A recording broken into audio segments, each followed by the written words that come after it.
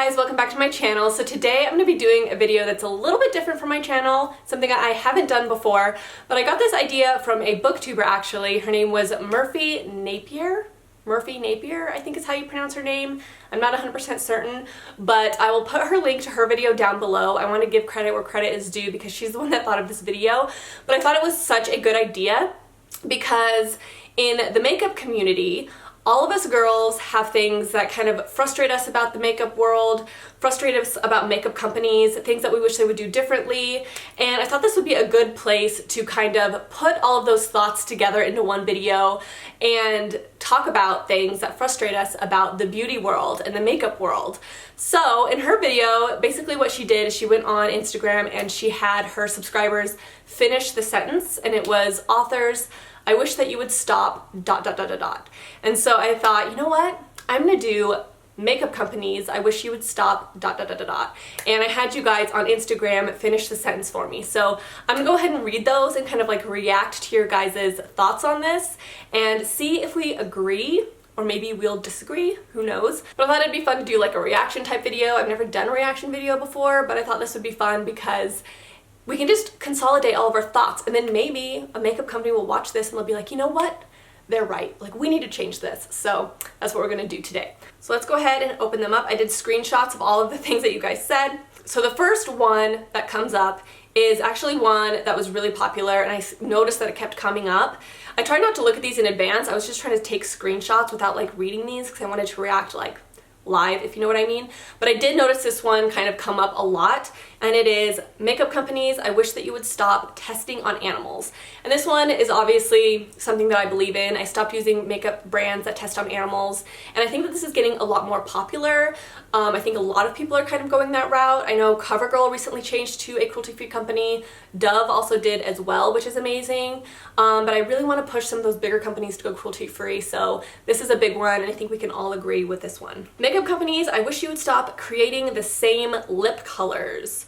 So this one I agree with, but I also can kind of understand why they do. Like, I feel like there's only so many lip colors that you can like create. I mean, obviously you could do like blues and blacks and greens and stuff like that, which I think is really awesome, but I mean, there's only so many like lip colors that you can create. Do you know what I mean? So I kind of feel like this one's a little bit hard for makeup companies to kind of waver from, but I would be interested to see what this girl thinks would be kind of a cool addition to a lip line. So if you did this one, let me know in the comments below what you think would be a good addition. I'd be curious.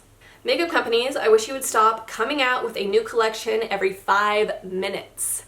Yes. I feel like this is such a big thing in the beauty community right now, but I feel like makeup companies are going to start to kind of understand that we want them to slow down a little bit, that we're not going to buy every single product that they come out with because we just don't have the money. I feel like this is a big issue that happened with MAC back in like 2010 era when we were all obsessed with buying the new MAC lines, and then all of a sudden all of us just stopped. Like, I feel like that whole trend just kind of disappeared. Nobody does that anymore. And I think the reason why, the main reason for that, is we couldn't afford to buy a new MAC line literally 3 times a month or however many times they would come out with a new line. It was just way too much, and we just can't do it as makeup consumers. And it's just too hard to keep up on. Like, I have actually kind of stopped keeping track, to be honest, because it's just too much. I have other hobbies, I have other passions, I have other things that I really like, and because there's always so much getting pushed out all the time, I literally just stopped caring. And I think that that's a bad sign when your consumers literally stop caring because there's just too much stuff all the time. So I think that's something that makeup companies need to like keep in mind a little bit, but I know that they probably still make bank, which is why they keep doing it, you know? Makeup companies, I wish you would stop forgetting that dark skin tones exist. This is so true. This would drive me insane. Like, I'm one of those people that has a light skin tone. I can always find my shade, but there are some companies that just have like 2 to 3 darker skin tone shades, and I do not understand this. These companies are just cutting out like this giant like section of consumers that they could definitely be selling to by not selling their color of makeup. And this also kind of goes back to, you know, always pushing out new products and stuff like that. Create a foundation that you absolutely love as a company, that you are so proud of, that you want to perfect and that you want to put out for all skin tones. You want everybody to be able to use this. Like, you're so proud of this foundation that you've worked hard to create every single color and every shade that will work with everybody. I don't understand. To me, it comes across as if the makeup companies don't care about their consumers and don't really care that much about the products that they're coming out with, to be honest. So I totally agree with this one. Like, it's a huge problem. And sometimes I think that for me, you know, I can always find my foundation shade. Sometimes I forget how big of a problem this is because I never had that problem, but I know it's a huge problem, and I think that it definitely needs to be fixed. And I think it would look so much better on the makeup brands to kind of think about this and incorporate these darker tones more often. Coming out with basically the same thing in different packaging. Yes. I feel like this is so common, especially with like neutral palettes. Neutral palettes are like notorious for this. It's just the same thing over and over and over and over. It's just regurgitated products. And I can understand why like neutral palettes, they do this with neutral palettes because they're so popular and everyone wants to wear them, but it's frustrating and it's boring. And I think that's part of the reason why a lot of us consumers are just kind of like yawning whenever a new brand comes out with like all these new products all the time, and why we're getting so tired of it.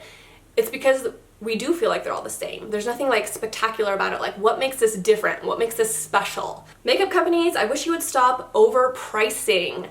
This one is actually so interesting because, so if you guys have been watching the Shane Dawson, Jeffree Star collaboration thing, I feel like this is a really, really interesting eye-opener for a lot of us, and how he was talking about packaging and how much it costs and why people have to like, you know, price the things that they sell high because the packaging is so expensive, and that's why he has to price it so high, which makes sense. His packaging is really, really nice.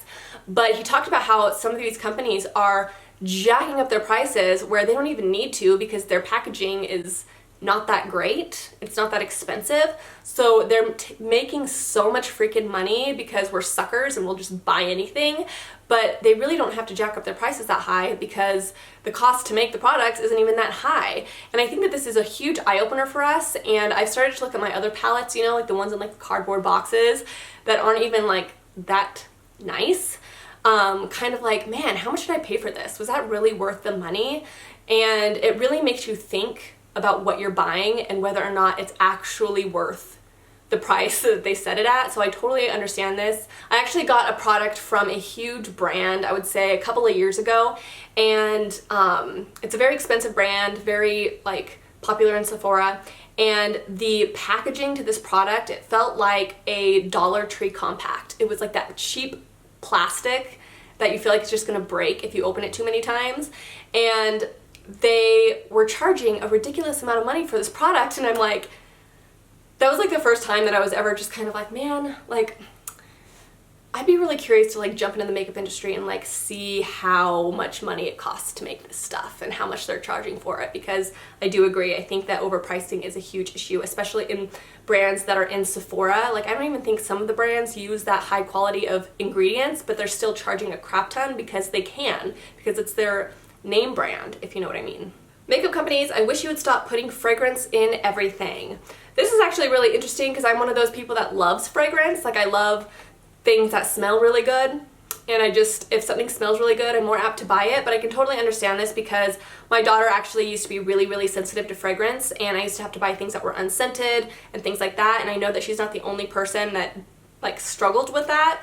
So I can totally understand this. I do think that there needs to be some companies that maybe cool it on the fragrance. Maybe some of the more natural products or natural brands should kind of consider this maybe. But I do agree, when you have really high sensitivities to products with fragrances, like, I could imagine it being hard to find stuff that doesn't have it. Making packaging so big. This is interesting, and I'd be curious to see if you guys feel this way. I actually am not that bothered by this, to be honest. Like, if the packaging is nice and it just looks really, really cool and you can tell that like it's nice high-end packaging, I don't really care if it's chunky and big. But if the packaging is just cheap and ugly and just like not even that special and it's like really, really chunky and big, I don't really like it. But I'm not really bothered too much by chunky packaging, but I can understand why people would be. Putting price tags on your products. So I think what this girl means is like those price tag stickers like put right on the product, so you have to like pick them off like with your thumbnail, and it's just like really annoying. That's what I'm assuming that she's talking about, and I would agree, that's very annoying. It's kind of like when you get stickers, like price stickers on the cover of your books, and you're like, why would you do that? You just ruined it. So I can kind of understand what this girl is saying, but for some reason it doesn't really bother me that bad. Using falsies in mascara ads. Like, hello, how is that even legal? I so agree with this one. I remember thinking about this not too long ago, and it was like it's new mascara, and I remember thinking like, oh, that'd be really cool to be able to see what the mascara actually looked like, but the girl had like these ridiculously long false lashes on, and I feel like a lot of times it's like digitally created anyways. I feel like with a lot of things, like especially in like magazine ads or like poster ads that you see in Sephora, the eyelashes are digitally created anyways. Like you can't even see what the mascara looks like a lot of times. And I do feel like this is false advertising. Like, I'm surprised that they're allowed to do that. And the other thing too is there's tons of models out there that have really long lashes naturally, or people that use like, you know, lash serums and stuff like that. Like, you can find models with good lashes. You know what I mean? I mean, I understand why companies do this, but it is irritating. And I've always wondered how they can get away with it. Discontinuing or changing their tried and true formulas. This is very true. I hate when brands discontinue products, especially products that are so good. And it's especially frustrating as a beauty influencer because there's so many times where I'm like raving about a product to you guys, and then I come to find out that it's discontinued, or they're no longer making it anymore, or that you can't get it anywhere. That is something that is so frustrating. Or when you fall in love with a product and they discontinue it. That is even worse. But I understand, like, they can't just keep every product available all the time. Like, their makeup sections would be huge, so they do have to discontinue some things. But I think for like tried and true products that a lot of people like just leave them be. You know what I mean? Like, they're liked for a reason. Like, you don't need to change it. So I can totally understand that. Sending ridiculous PR to beauty bloggers. They need to be more environmentally friendly. This is so true. I don't even get that many packages sent to me because I don't use products tested on animals, so that really limits me to who is going to send me boxes. But even as somebody that doesn't receive a ton of stuff, I feel so guilty sometimes. The amount of boxes and cardboard and just these big, huge packages.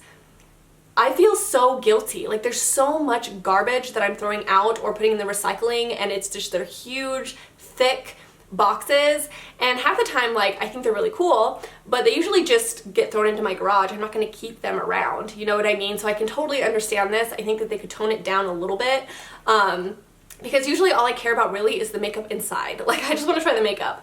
I understand why they do this, and I remember when I first started getting packages sent to me for free, I used to love seeing the packages, like how they were, like how innovative that they could be, because I feel like for a while there, companies were like trying to make their packages the most innovating. Like, there were some coming with like screens, and you would like press play and it would like play a movie and stuff like that, and for a while there, they got like out of control. And I used to love to see what they were gonna like send me next. But after a while, I started to feel really guilty because as somebody that doesn't even receive that many boxes, like, it gets out of control, and you do feel like you're just throwing away and recycling stuff that's just like all this stuff is just gonna end up in the landfills. Sending stuff to influencers, it just goes to waste. I know so many who end up just tossing it due to expiring.